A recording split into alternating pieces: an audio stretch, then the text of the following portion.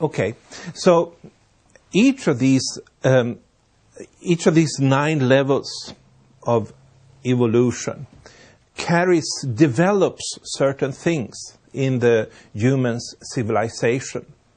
And what is very notable among these levels of evolution is the one that started about 5,000 years ago. That's basically the beginning of human civilizations. The Egypt, Sumer, and a couple of other places, people for the first time went away from just pure bartering and started to use some labeled coins and weighed pieces of silver.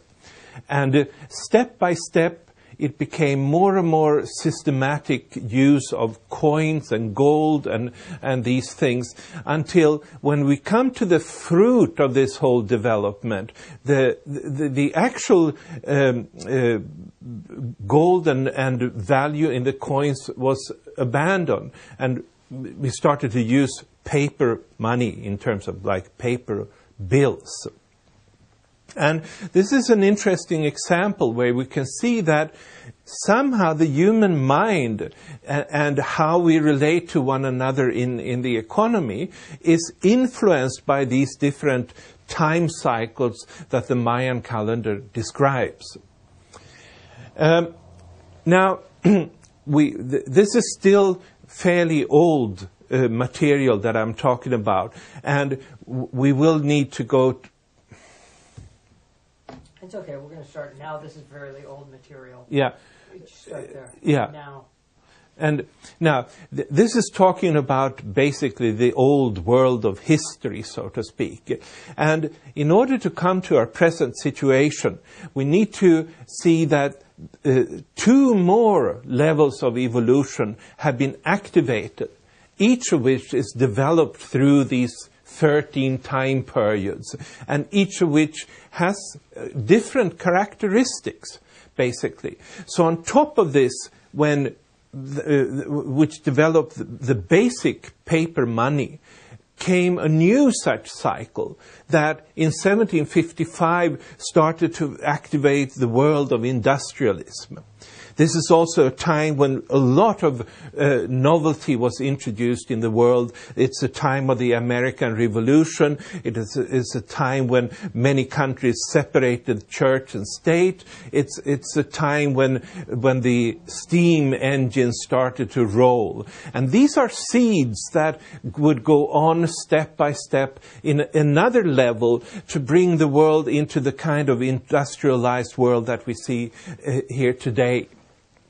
Now, what's interesting here is that if you subdivide these 13 gods, as the Maya would call it, these 13 cosmic forces, you will find that they can be, they are like days and nights. In other words, there are 7 periods that are forward movement of innovation, creativity, new technological things coming into existence that are alternating with time periods that are more of a rest, of an integration, of a preparation for a new period of forward creativity. And so when you look at the history of industrialization, you will find that these different periods play a significant role in how the human society was developed and also how its technology was developed. And this is a very important thing if you want to understand how the Mayan calendar works. It is to understand that our mind, our creativity is not independent of the cosmic forces, what the Maya would call gods, but the cosmic energies. Instead, every such time period has a different purpose, a very significant purpose of bringing a particular change around. So, it is the days that have been bringing the innovation. Now, if you look at the more recent economic history of the world, you will also see that it's markedly so that those time periods that are nights are times that are bringing depressions, economically speaking. Whereas those time periods that are days, they are bringing new prosperity in terms of the economy, or the wheels turning at a much faster rate. Let me just briefly go over this, that like in 1893, when a night started, they talked about this in the US as the Great Depression. That was not what we today talk about, the Great Depression, because that came in 1932, which is now known as the Great Depression because it really meant a big downturn.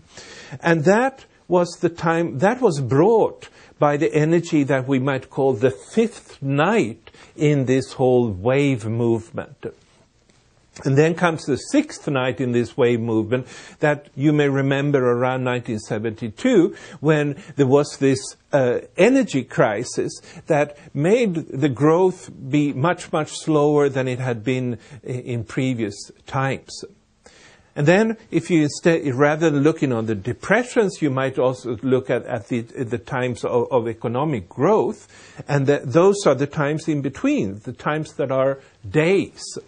And the last one started in 1991. That was a time when all the telecom, all the internet, and all this whole new world of information technology emerged. And so that brought a period of economic growth.